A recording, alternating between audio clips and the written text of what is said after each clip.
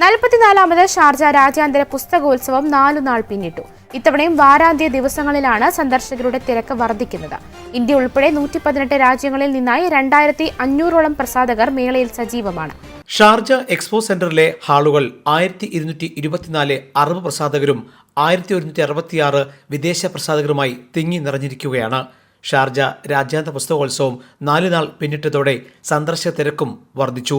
മേള തുടങ്ങിയതിനു ശേഷമുള്ള ആദ്യ വാരാന്ത്യം ഇതോടെ മികച്ച പ്രതികരണം ഉളവാക്കി. ഈ വർഷവും പതിവ് പോലെ മലയാളം പുസ്തകങ്ങൾക്കും പ്രകാശനങ്ങൾക്കുമായി പ്രത്യേക വേദിയാണ് ഒരുക്കിയിരിക്കുന്നത്. ഇനി എല്ലാ ദിവസവും രാവിലെ മുതൽ വൈകിട്ട് വരെ മലയാള പുസ്തകങ്ങൾക്കായുള്ള പ്രകാശനങ്ങൾ ഇവിടെ നടക്കും. പതിവ് പോലെ റൈറ്റേഴ്സ് ഫോറം ഹാൾ മലയാളി എഴുത്തുകാരുടെ തിരക്കിലാണ്. ദിവസവും നിരവധി പുസ്തക പ്രകാശനങ്ങൾ ഇവിടെ നടക്കുന്നു. മലയാളത്തിൽ നിന്ന് DC ബുക്സ് ഉൾപ്പെടെ എല്ലാ പുസ്തക പ്രസാധകരും സജീവമാണ്. വായനക്കാരനും പുസ്തകത്തിനും ഇടയിൽ സംഭവിക്കുന്ന സംവേദനത്തിന്റെ സുന്ദര മുഹൂർത്തങ്ങൾക്ക് ആയിരങ്ങളാണ് സാക്ഷ്യം വഹിക്കുന്നത്. പുസ്തകോത്സവത്തിനൊപ്പം 1200 സാഹിത്യ സാംസ്കാരിക പരിപാടികളും ഇവിടെ നടന്നുവരുന്നു. പുസ്തകവും നിങ്ങളും തമ്മിലുള്ള ബന്ധത്തെ കൂടുതൽ അടിവരയിട്ടുകൊണ്ടാണ് 44ാമത് ഷാർജ രാജ്യാന്തര പുസ്തകോത്സവത്തിന് കൊടിയേറിയിരിക്കുന്നത്.